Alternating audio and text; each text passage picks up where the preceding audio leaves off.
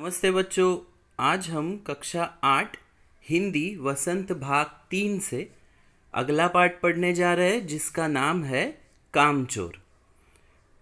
प्रस्तुत पाठ की लेखिका है इस्मत चुगताई जी। पाठ के शीर्षक से ही हमें थोड़ा बहुत समझ में आ चुका होगा कि पाठ में किस चीज़ के बारे में बताया है। काम चोरी करना मतलब अपने काम में आलस करना, काम सही से नहीं करना और काम से छुटकारा पाने की कुछ ना कुछ तरकीब सोचना। तो इसी प्रकार का यह पाठ हमें इस्मत चुगताई जी ने यहाँ पे दिया है। बहुत बड़ा मज़ेदार ऐसा ये पाठ है। तो चलिए देखते हैं इस पाठ में हमें क्या क्या बताया गया है। बच्चों, लेखिका इस्मत चुगताई द्वारा लिखा गया यह हास्य व्यंग कामचोर ऐसे माता पिता के बच्चे हैं जो कि अपने बच्चों को घर के छोटे मोटे काम करना सिखाना चाहते हैं। बचपन से बच्चों में काम करने की आदत नहीं है, इसलिए जो भी काम बताया जाता है उसे वे ठीक तरीके से नहीं कर पाते। यहाँ पर कसूर बच्चों का नहीं है, क्योंकि बचपन से ही उन्हें नौकरों की आदत हो जाती है। तो आइए देखते हैं बच्चों द्वारा काम करने के दौरान कौन कौन सी मज़ेदार बातें इस कहानी में देखने को मिलती है। तो देखिए यहाँ पर ये कहानी कैसी है। एक घर की कहानी है जहाँ पर माता पिता अपने बच्चों को काम करने की आदत लग जाए इसलिए काम करने के लिए कहते हैं, और उस समय जो कुछ मज़ेदार बातें यहाँ पे होती है वो सब बातें हम इस पाठ में देखने वाले हैं। देखिए कहानी की शुरुआत कुछ इस तरह से होती है कि बहुत देर तक अम्मी अब्बू के बीच बहस होने के बाद यह तय किया जाता है कि घर में काम करने वाले नौकरों को निकाल दिया जाए। घर में बैठे हुए मोटे मोटे बच्चे आलसी होते जा रहे हैं और प्यास लगने पर वे उठकर अपने लिए पानी भी नहीं ले सकते। वे दिन भर घर में केवल उधम मचाते रहते हैं। नौकरों के न रहने पर वे अपना काम खुद करना सीखेंगे। देखिए इस घर में जो मम्मी पापा है वो क्या डिसाइड करते हैं कि घर में जो नौकर है उनको निकाल दे देंगे और घर के जो छोटे बच्चे हैं वो घर में बैठे बैठे आलसी और मोटे हो चुके हैं, तो वो खुद का पानी भी खुद पीने के लिए नहीं ले रहे हैं। तो मम्मी पापा ये सोचते हैं कि इन बच्चों को अब खुद का काम खुद करने की आदत लगनी चाहिए, और इसलिए वे सोचते हैं कि घर में जो नौकर काम कर रहे हैं उन्हें निकाल दिया जाए ताकि बच्चे अपना काम खुद करने की कोशिश करेंगे। आगे देखिए, अम्मी अब्बू की यह बात सुनकर बच्चों को भी यह ख्याल आया कि सचमुच आखिर हम कोई काम क्यों नहीं करते। कम से कम हम उठकर पानी तो पी ही सकते हैं। यह सोचकर सभी बच्चे रसोई में अपने लिए पानी लेने जा पहुंचे। पानी लेने के दौरान ही वहां बच्चों में घमासान युद्ध छिड़ गया। सुराहिया और मटके इधर उधर लुढ़क गए और बच्चों के कपड़े भी भीग गए। अम्मा बहुत नाराज हुई। अब्बू ने शाही फरमान जारी करते हुए कहा कि जो काम नहीं करेगा उसे रात का खाना बिल्कुल नहीं मिलेगा।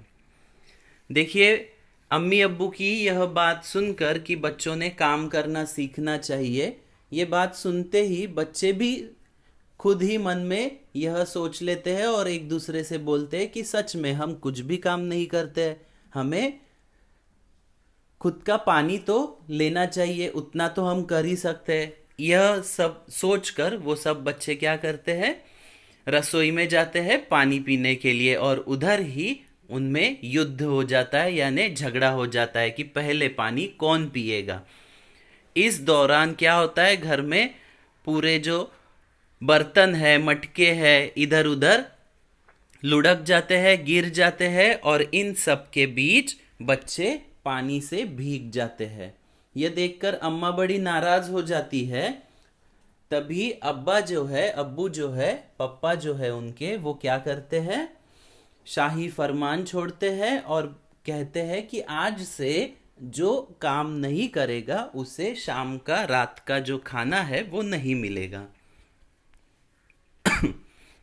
अब्बा का फरमान सुनकर बच्चे काम करने के लिए तैयार हो गए और उन्होंने अब्बा से कहा कि उन्हें जल्दी से काम बताया जाए। अब्बा ने कहा कि ऐसे बहुत सारे काम हैं जो बच्चे कर सकते हैं, जैसे दरी साफ करना, आंगन का कूड़ा साफ करना, पेड़ों में पानी देना आदि। अब्बा ने यह भी कहा कि इन सारे कामों के लिए बच्चों को तनख्वाह मिलेगी। अम्मा को बच्चों पर बिल्कुल भी भरोसा नहीं था।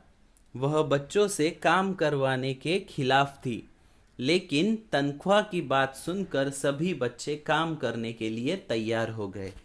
देखिए यहाँ पर क्या होता है, अब्बा जो है वो कहते हैं कि सभी बच्चों को अब काम करना पड़ेगा और यह सुनकर बच्चे कहते हैं कि अब्बा हमें जल्दी से बताओ कि हमें क्या काम करना है। तो अब्बा उन्हें बताते हैं कि ऐसे बहुत सारे काम होते हैं घर में जो बच्चे कर सकते हैं, जैसे कि दरी यानी कारपेट साफ करना, आंगन का कूड़ा साफ करना, कचरा उठाना, पेड़ों में पानी देना। ये ऐसे बहुत सारे छोटे मोटे काम होते हैं जो बच्चे कर सकते हैं। और इसके साथ ही उनके पिताजी ने उन्हें कहा है कि तुम्हें इस काम की तनख्वाह मिलेगी यानी सैलरी मिलेगी। तो ये सब बातें सुनकर बच्चे भी खुश होते हैं, क्योंकि पैसा मिलने वाला है तो काम करने के लिए कोई भी तैयार हो जाता है। तो देखिए आगे क्या होता है। एक दिन सारे बच्चे दरी साफ करने में जुट गए। दरी को चारों कोने से पटक कर झटकना शुरू किया। दो चार बच्चों ने हाथ में लकड़ियां लेकर दरी को धुआंधार पिटाई शुरू कर दी। दरी से निकलने वाली धूल से सारा घर भर गया। धूल की वजह से बच्चे खांसते खांसते बेदम हो गए। दरी की सारी धूल बच्चों के सिर पर जम गई, नाक और आंखों में घुस गई। सभी का बुरा हाल हो गया। सभी बच्चों को आंगन से निकाला गया, लेकिन बच्चों ने फौरन वहां झाड़ू लगाने का फैसला कर दिया।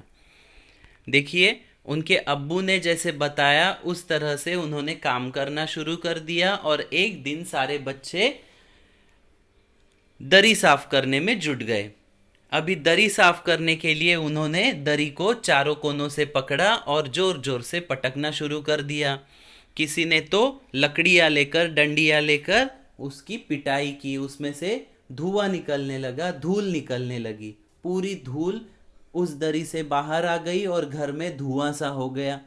सबके नाक में, आँख में, सिर पर पूरी धूल बैठ गई। इससे सब बच्चे खांसने लगे और बेदम हो गए, मतलब हैरान हो गए। सबको खांसी आने लगी, छींकें आने लगी।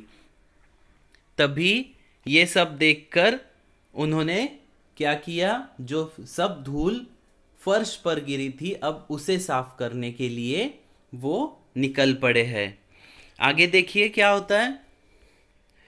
यहाँ पर परेशानी यह थी कि झाड़ू एक थी और काम करके तनख्वाह लेने वाले बच्चों की संख्या ज़्यादा थी।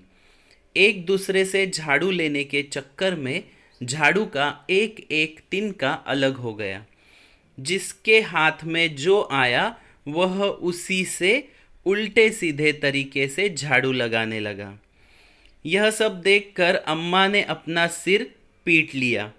बच्चे भी तंग आकर कहने लगे कि हम तो काम करने के लिए तैयार है, लेकिन घर के बुजुर्ग यदि हमें ज़रा ज़रा सी बात पर टोकेंगे तो हम भला कैसे काम कर सकेंगे। देखिए यहाँ पर एक मज़ेदार बात हुई है। जैसे ही दरी को झटकने से घर में धूल हुई, उस धूल को साफ करने के लिए ये सब बच्चे निकल पड़े हैं। और साफ करने के लिए झाड़ू चाहिए। घर में झाड़ू होता है एक, तो एक झाड़ू पर ये सारे बच्चे टूट पड़े। उनमें झगड़ा हुआ और झाड़ू का एक एक तिनका अलग हो गया। जिसको जैसे जितना तिनका मिला उसने उसी से झाड़ू लगाना शुरू कर दिया। ये सब बात देखकर अम्मा बड़ी परेशान होती है कि ये बच्चे तो बहुत बड़ी आफत है। इन्होंने तो पूरा झाड़ू तोड़ दिया, एक एक तिनका अलग कर दिया। माँ ने अपना सर पटकना शुरू कर दिया। ये देखने के बाद भी बच्चों को क्या लगता है कि बड़े बुजुर्ग जो है वो उन्हें टोक रहे हैं, उन्हें कोई काम ठीक से नहीं करने दे रहे हैं। वो हर एक काम में उनके इंटरप्ट कर रहे हैं, टोक रहे हैं, और उनका काम इसलिए ठीक से नहीं हो रहा है, ऐसे बच्चों को लगता है। आगे देखिए। तभी बच्चों को ख्याल आता है कि झाड़ू लगाने से पहले दरी पर थोड़ा पानी छिड़क लिया जाए। तुरंत ही बच्चों ने दरी पर पानी का छिड़काव शुरू कर दिया। पहले ही दरी से निकली धूल चारों ओर फैली हुई थी। जैसे ही उस धूल पर पानी का छिड़काव शुरू हुआ, सारी धूल कीचड़ में बदल गई। सभी बच्चों को वहां से भी निकाला गया। अब बच्चों ने तय किया कि पेड़ों को पानी दिया जाए। तुरंत घर के सारे छोटे बड़े बर्तन लेने के लिए बच्चे दौड़ पड़े। देखिए यहाँ पर झाड़ू एक ही था, इसलिए वो जो धूल थी उसे साफ करने में कामयाब नहीं हो पाए। तभी उन्होंने क्या सोचा कि झाड़ू अगर हमारे पास नहीं है, हम क्या करते हैं, दरी को पानी से धो देते हैं। और इसीलिए सब बच्चों ने क्या किया, उस दरी पर पानी छिड़कना शुरू किया। पानी छिड़कते ही जो धूल थी, उस धूल का कीचड़ में, वो धूल जो है कीचड़ में बदल गई और पूरा घर गंदा हो गया, पूरी दरी गंदी हो गई। ये सब देखकर घर के बुजुर्ग फिर से गुस्सा हो गए और उन्हें वहां से भी उन्होंने भगा दिया है। अब बच्चे तय करते हैं कि अब हम क्या करें, तो उनके पास अगला काम था पेड़ों को, पौधों को पानी पिलाना, पानी देना। तो सब बच्चे सोचते हैं कि चलो अब हम क्या करें, पौधों को पानी दे। और इस चक्कर में घर के सब बड़े छोटे जो बर्तन है ये बच्चों ने उठा लिए और पानी भरने के लिए दौड़ पड़े। हाथ में बर्तन लेकर बच्चे नल पर टूट पड़े। यहाँ भी बच्चों के बीच धक्का मुक्की और लड़ाई झगड़े के कारण कोई भी नल से एक बूंद पानी न ले सका। लड़ाई इतनी बढ़ गई कि उन्हें रोकने के लिए बड़े बुजुर्गों को वहां भेजा गया। बड़ों को आते देख बच्चे बर्तन वही छोड़कर वहां से भाग खड़े हुए। इस लड़ाई झगड़े में बच्चे कीचड़ से लथपथ हो गए।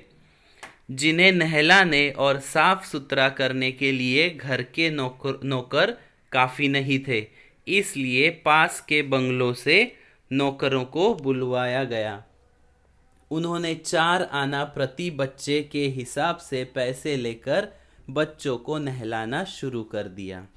देखिए यहाँ पर क्या होता है, जैसे ही वो बच्चे सोचते हैं कि हम पेड़ों को, पौधों को पानी दे, वो सब घर के छोटे बड़े बर्तन लेकर नल पर भाग जाते हैं। उधर भी इन बच्चों में झगड़े होते हैं, लड़ाई होती है, धक्का मुक्की होती है, जिसके कारण उन बच्चों को एक बूंद भी पानी उनके बर्तन में नहीं मिलता। और लेकिन इस सब गड़बड़ी में वो बच्चे कीचड़ से लथपथ हो जाते हैं पूरी तरीके से।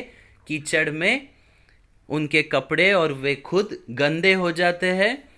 ये सब देख के फिर से वहाँ पर बड़े बुजुर्गों को उनका झगड़ा सुलझाने के लिए आना पड़ता है।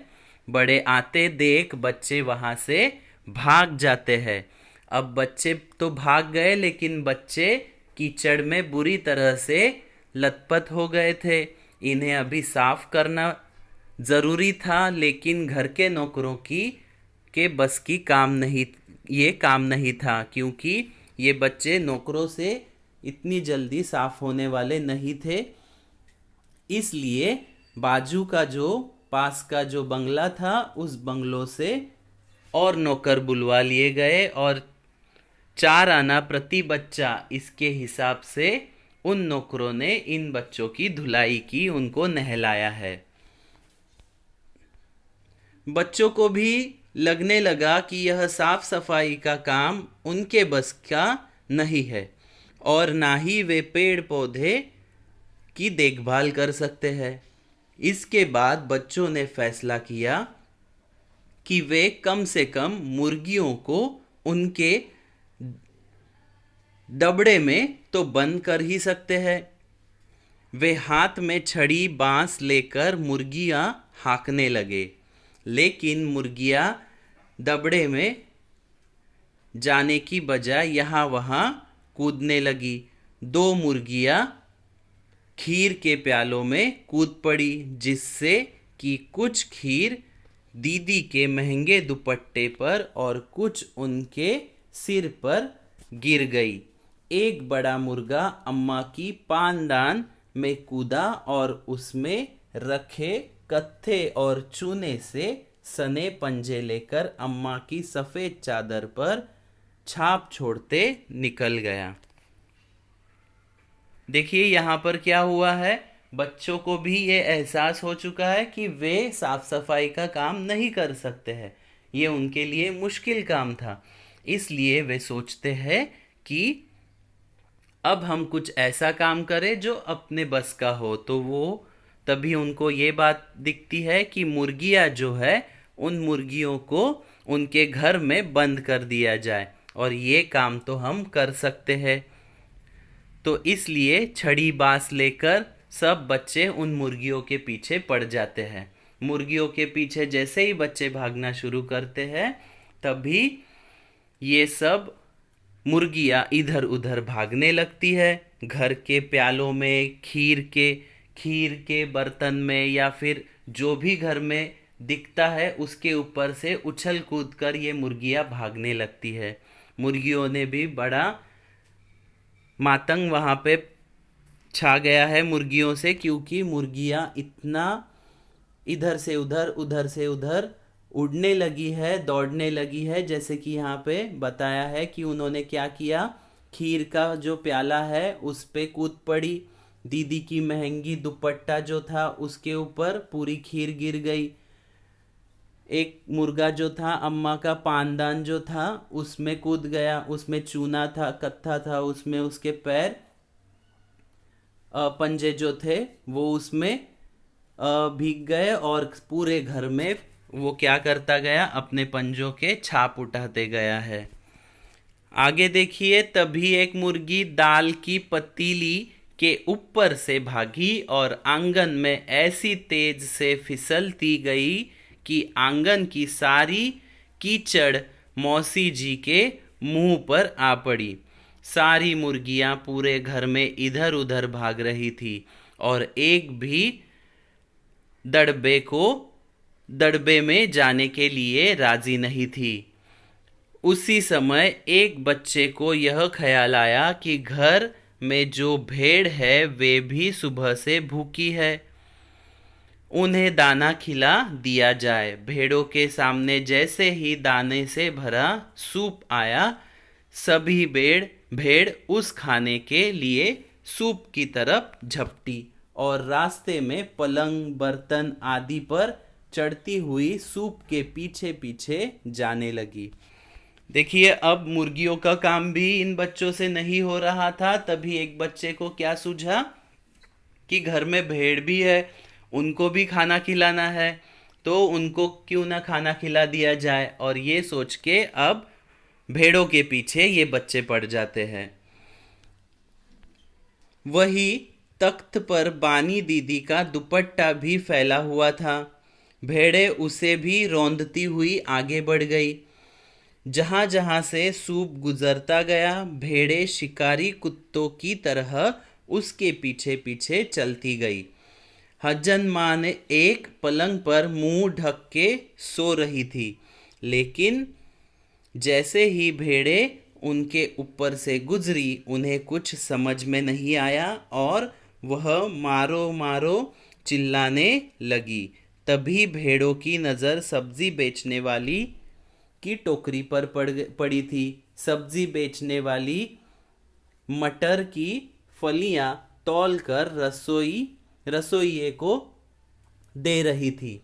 देखिए यहाँ पर अभी क्या होता है, ये भेड़ जो है वो सूप के पीछे पीछे दौड़ रही थी, और वो दौड़ते दौड़ते उन्होंने भी घर में हड़बड़ी मचा दी है।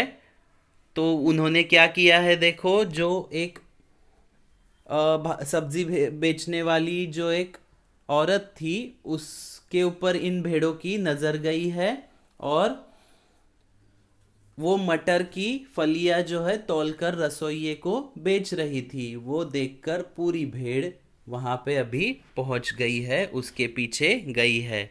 सब्जी बेचने वाली अपनी टोकरी को भेड़ों से बचाने के लिए सामने खड़ी हो गई, लेकिन भेड़ों ने सब्जी की टोकरी पर हमला कर दिया। सब्जी बेचने वाली भेड़ों को मारने लगी, लेकिन भेड़ों पर इसका कोई प्रभाव नहीं पड़ा। देखते ही देखते भेड़ों ने सारी सब्जियां खत्म कर दी।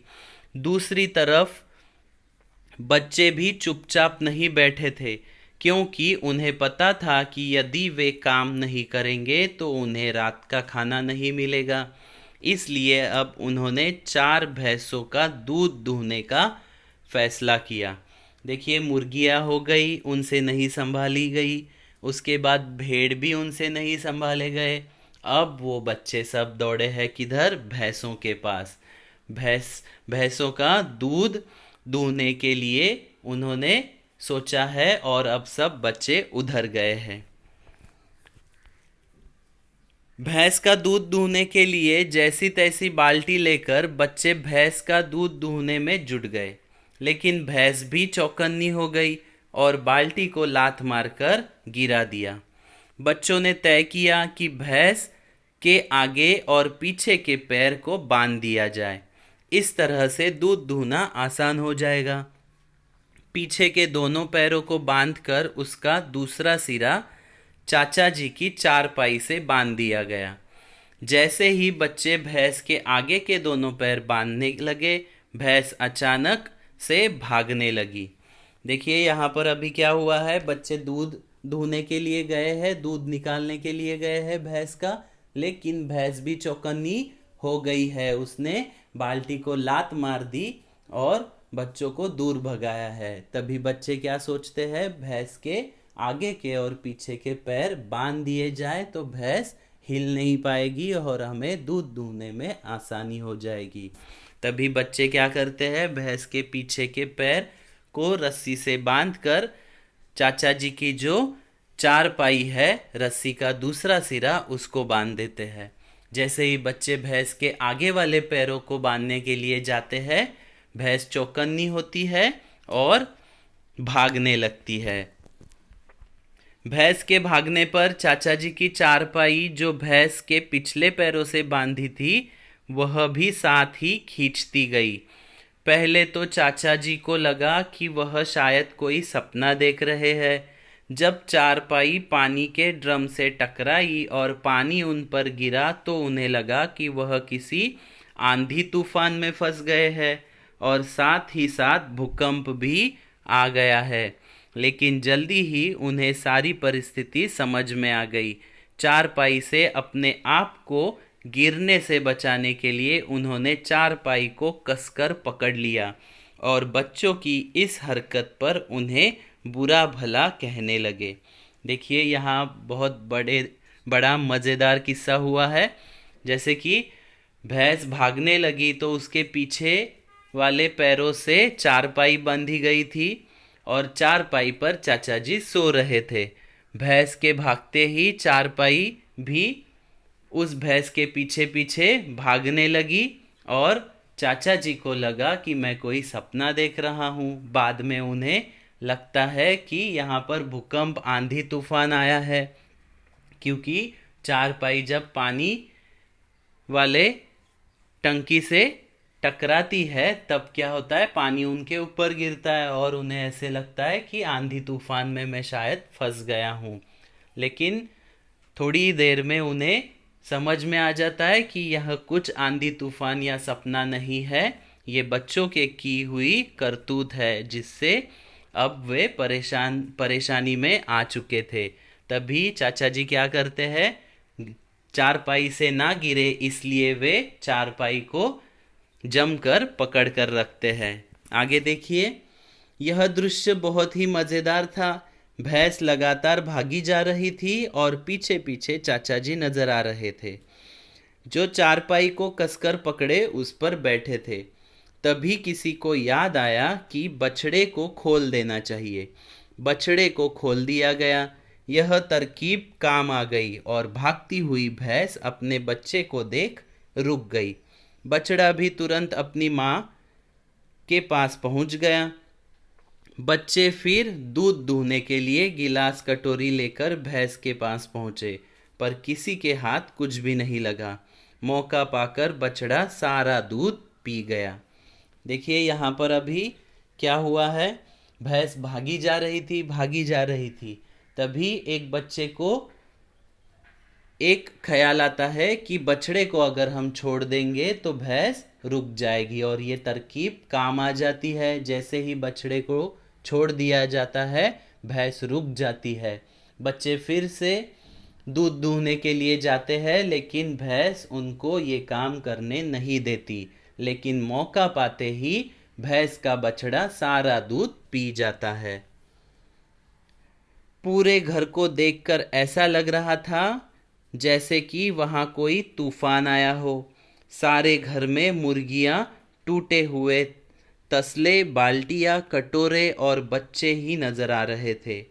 बच्चों को बाहर किया गया, मुर्गियों को बगीचे में भगाया गया।